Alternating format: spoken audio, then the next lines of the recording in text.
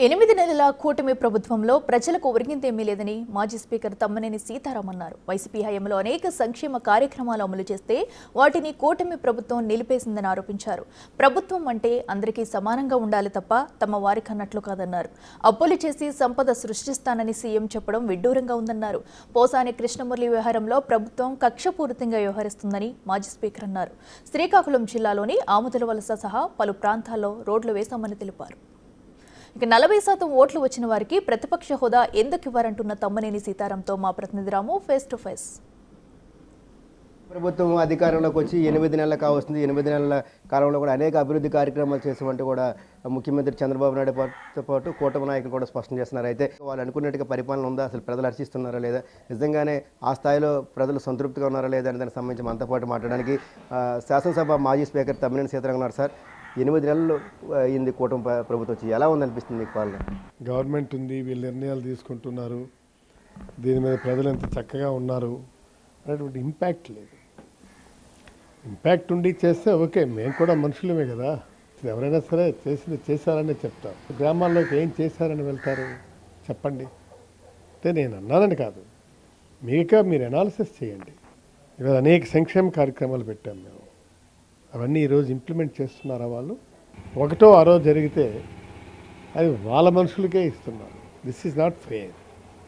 Government means అందరికీ సమంగా ఉండాలి. Law and order problem control చేయగలిగే పరిస్థితి ఉందా? మినిస్టర్లకు అధికారాలు ఉన్నాయా? అధికారాలు ఉండి వాళ్ళు కంట్రోల్ చేయగలిస్తే ఎస్ బాగానే ఉంది, వాళ్ళు they could able to control the situations అని చెప్పి మనం చెప్పడానికి. నీ స్వయం సమృద్ధితో నువ్వు సంపాదించినటువంటిదే సంపద. అప్పులు తెచ్చి సంపదని చూపిస్తే ఎట్లా? 10 లక్షల కోట్ల రూపాయలు మేము చేసామంటే ఇవాళ చూపించమనండి ఎక్కడ చేశాము. ఇవాళ వాళ్ళు ఒక గ్యాస్ ఇచ్చారు మన దానికి, మిగిలినటువంటివి కూడా ఉత్త గ్యాసే ఇదంతాను. పోసాని కృష్ణమురళిది అది న్యాయం, అది ఏంటో తీసేది. ఇంకా మరి కొన్ని కొత్త కేసులు పెడతా ఉంటారు, పెట్టలేమండి, దానికోసమని కాదు.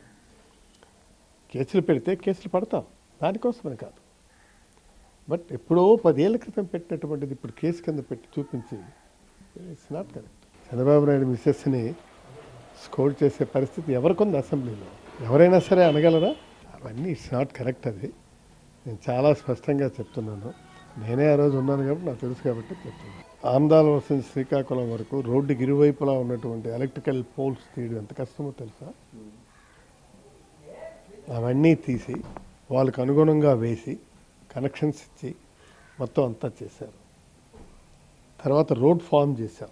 దురదృష్టం మాట పడాలని ఉంది, మేము మాట పడ్డాం అంతే తప్ప అదేం కాదు. స్పీకర్ కానీ లేకపోతే ప్రభుత్వం కానీ మినిమం సీట్లు రాకుండా ప్రజలు ఇవ్వకుండా మేము ఎలాగేస్తాం?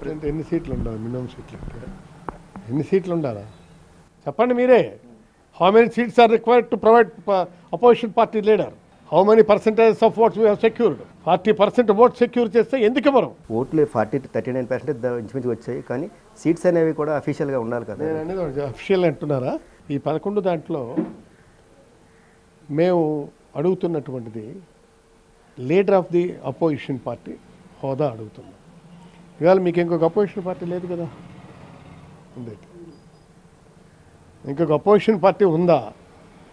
వేరే లేదా పార్టీ? మాకు ఈ ఆర్గనైజేషన్స్తో మేము ఈసారి ఇందులో జోక్యం చేసుకోదలుచుకోలేదు.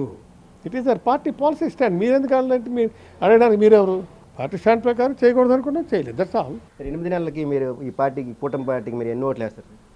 ఒక్క ఓటు కూడా వెయ్యను.